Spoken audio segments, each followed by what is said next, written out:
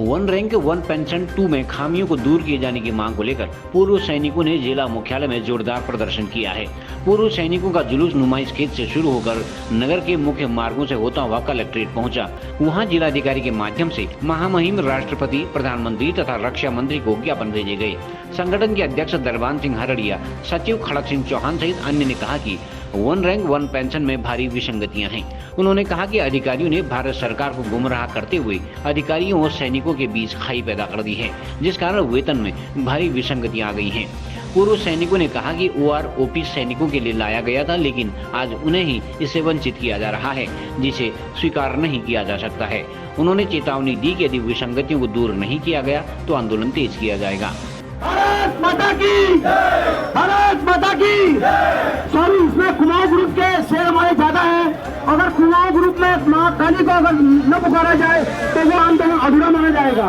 कोई माता कालिका की, कोई माता कालिका की, भारत माता की, भारत माता की।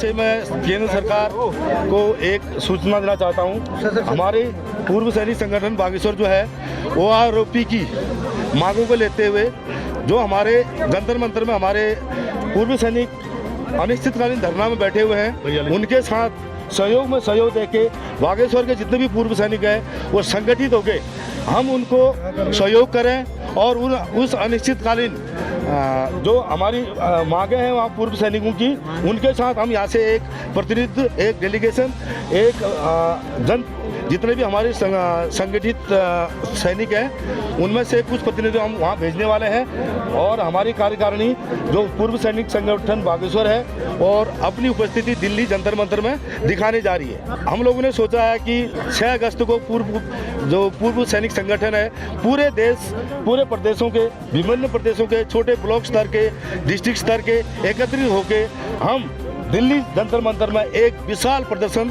करेंगे। OROP 2 की जो विसंगतियां हैं, एक समान रैंक समान पेंशन, इसके बारे में सबको ये पता होना चाहिए। सबसे पहले अगर हमारी मांगें नहीं मानी गई हैं तो इससे भी बड़ी रैली का हमने ऑलरेडी यहाँ पर घोषणा कर दी है। शायद वो 6 अगस्त को है और एक 6 अगस्त से पहले भी है। अप्रैल 9 तारीख को शायद एक फिर है जंतर मंतर में। जैसा कि हमारे पूर्व सैनिक कम से कम 45 दिन हो गए आज जंतर मंतर में बैठे हुए हैं। ये पूरे देश स्तर पे अपने अपने जनपदवार हमने एक रैली निकाली है।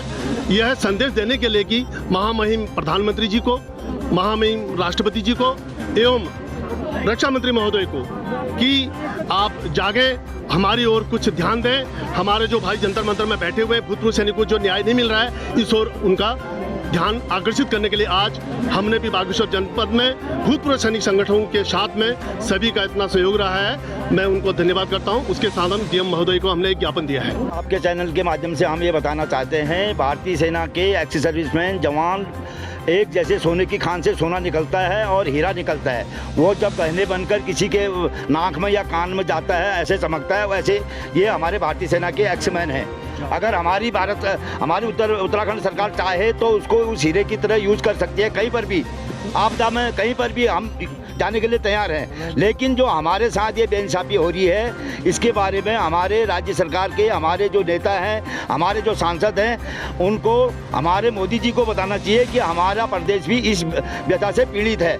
नहीं तो हम संगठन के माध्यम से हम कमांड के हिसाब से चलते हैं। जो हमारे सीनियर कहेंगे हम पूर्ण विरोध करेंगे और हो सकता है 2024 में सत्ता से बाहर कर देंगे। पूर्व सैनिक संगठन जंतर मंतर दिल्ली में पिछले 44 दिन से धरने पे बैठा है।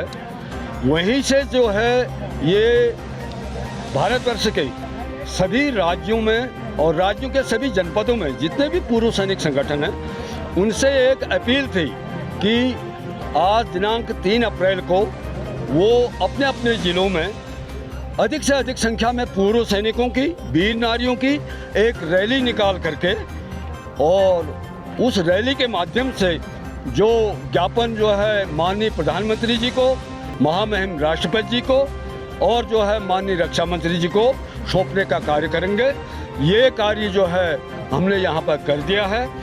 अब जो आगे की रणनीति है वो जो हमारे केंद्रीय संगठन से जो आगे दिशा निर्देश हमें आएंगे तो उसी के अनुरूप हम ये कार्य करेंगे। के लिए गलत है। जिन लोगों के लिए लागू था ये OROP, जो जिसको जबरदस्ती घर भेजा जाता है, जिसको बायोडर घर भेजा जाता है, उन लोगों के लिए लगे, ऊपर वालों के लिए नहीं थी ये। जो 60 से 65 साल तक वो सर्विस करके आते हैं, ये उनके लिए नहीं थी, ये उनके लिए थे, जवानों के लिए, जो सुविधा मेजर से नीचे जिनको बाय ऑर्डर घर भेजा जाता है। क्यों 25 साल में, 20 साल में, 70, फिर कितनी बड़ी विसंगतियाँ हैं। जब एक जवान को तुम 15 से 17 साल तक घर भेज रहे हो, उसके लिए टेबल 28 साल का बनाना क्या गलत है कि नहीं? बताइए, जब हमको 15 साल में भेजा जाता है, 17 साल में भेजा जाता है, 22 साल में भेजा जाता है, तो आज 32 साल का कैसे टेबल, 28 साल का टेबल कैसे बनाया गया? दूसरा, हम मोदी साहब को नमन करते हैं, तुमने OROP लाए, पर उसको डिस्ट्रीब्यूशन करते समय चंद एक अफसरों के गुमराह होने के कारण तुमने बिल्कुल खत्म कर दिया, उन्होंने टोटल खत्म कर दिया तुमने। जहां एक अफसरों को हाथी से भरकम बजट दे दिया और एक जवान को क्या दिया, पूंछ दे दिया, जैसे शायद उनको बिल्कुल शून्य कर दिया। मैं आपको बताना चाहता हूं, भारतीय आर्मी के बराबर, जवान के बराबर वर्ल्ड में कोई नहीं है। क्यों? हम टैंक से लेकर जितने हथियार हैं उसको मेंटल, डिसमेंटल, फायरिंग सब हम जानते हैं। हमारा अफसर केवल पेइंग अथॉरिटी है। मैं आपको बताने जा रहा हूं, मोदी जी की भूल है जो 25% कम कर रहे हैं, ये गलत है। मैं तो ये कहता हूं, आज लेटेस्ट टेक्निक होने के बाद एक सुबेदार मेजर ये रेजिमेंट को कमांड कर सकता है। एक जवान को एक कर्नल तक क्यों नहीं पहुंचाया जा रहा है? जैसे यहाँ बोलता है नाइट्सबर्ग की डाइट अपॉइंटमेंट किया जाता, हमारा तौहीन किया जाता है। यहाँ पहाड़ों का जो हमारी भर्ती थी वो खत्म करके जा रहे। मैं मोदी से निवेदन करता हूँ, इन अफसरों के कारण गुमराह मत होइए, रास्ते पर आइए, नहीं तो यहाँ पर खेत तो हमारे खत्म कर दिए, नौकरी हमारी खत्म, हम जाएंगे कहाँ? हमारे आने वाली पीढ़ी बताइए आप। आज हमारी स्थिति इतनी ज़्यादा होता है, न हम दूध, गर्म दूध को न खा सकते, नीचे फेंक सकते, ये हमारी स्थिति हो चुकी है। आज हम मजबूर होकर यहाँ पर आ रहे हैं और हम चेतावनी दे रहे हैं कि हमारा जो सेंटर में बैठा हुआ है, यदि इस कमांड ने हमसे कह दिया आने वाले चुनाव में यदि तुम साथ में, तो हम नहीं देंगे, नहीं तो वो कहेंगे दो। यदि हमारा अभी सोचेंगे मोदी जी तो हम पक्का साथ देंगे 100%, नहीं तो हम, आज हमारे सब पार्टी ने हमको चला है, कोई ऐसी पार्टी नहीं है जिसने हमको नहीं चलाया आज तक, सबने चला। हम किसको नहीं कर सकते अपना, हमने केवल हाँ थोड़ा सा इनमें दिया, उसमें अनजस्टिस किया, तो संविधान, भारतीय संविधान की शपथ सब खाते हैं, तो उसके अनुसार हमारे साथ क्यों नहीं आगे? जहाँ हमारी औरतें कितनी पेंशन लेती है, 3,500 छठे में, उनके क्या 5700, आज उनका 62,000 से ऊपर कर दिए, और हमारी औरतों का 9,000। कितना बड़ा बेइंसाफी है। जहाँ एक हवलदार जो था 4200 पेंशन लेता था छठे कमीशन में, साथ में 18,000 भी नहीं दिया, आज 19-20 कह रहे हैं, और वहाँ उसको 95,000 TS कर्नल को पहुँचा दिया। कितनी बड़ी बेइंसाफी है। तो आज हम ये बोलते हैं कि हमारी पेंशन हमको मत दो। एक समरूपता भारत में संविधान में आर्टिकल 14 के अनुसार कीजिए आप।